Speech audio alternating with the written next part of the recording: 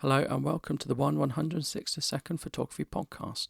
Today I'm talking about why your default should be underexposed. So I've started shooting most of my stuff underexposed, and this is something I didn't do a few years ago. But as camera technology has improved, I find the sensors are much better and they're suited much more to underexposing and then correcting in post than trying to sort out an overexposed image. So modern digital cameras can cope really well with underexposing. Film preserves highlights. If you shoot with film, you can shoot an image and you'll retain lots of detail in the highlights, but not in the shadows. With digital, it's the other way around. You retain a lot of detail in the shadows, but you will lose a lot of detail in the highlights. So take advantage of that. If you shoot your image underexposed, you will retain more detail in the highlights. If you're shooting a sky and the sun is low, you might just get a white bit, and that looks terrible when you get that white bit. I got it in one of my videos the other day that I was filming. It just looks rubbish. So if I'd shot that video underexposed, I wouldn't have got that. I would have got a bit more definition. I would have got cloud, I would have got light streaks, and I could have just raised the shadows and the brightness elsewhere to balance my image out. So when I talk about shooting underexposed, I typically shoot between 1/3 of a stop and 1 stop underexposed. Now that's really easy. All I have to do is look at my meter in my camera through my eyepiece. If I'm using something like aperture priority or shutter priority, I just have to move the exposure compensation. If I'm using a camera that's completely auto, chances are I can still set exposure compensation. So if I'm taking my images in RAW, I can really fly and I can really underexpose. For smartphones, you can do it as well. You can get apps that are manual and give some manual control, or you can just pick on your screen where you're taking the exposure from.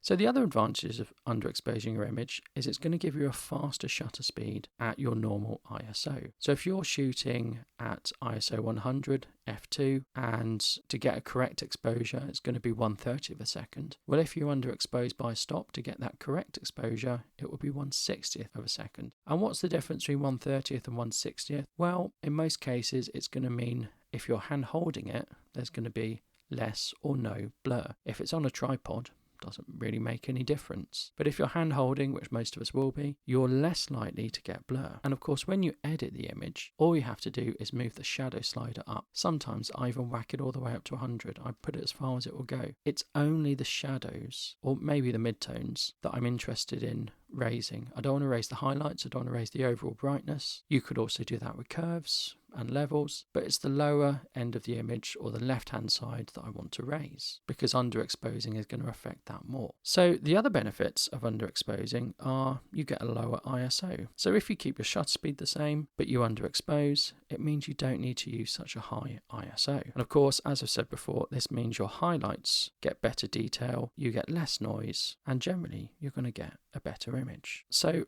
shooting underexposed, I've done it quite a lot with my GR3 because that has a highlight meter priority, which meters to get the highlights correct, and therefore everything else is underexposed. And those images have a certain look. They have quite a crisp and modern look, and you can see when someone shot underexposed now. A few years ago, I didn't do it. It's only with recent sensors that I've started doing it.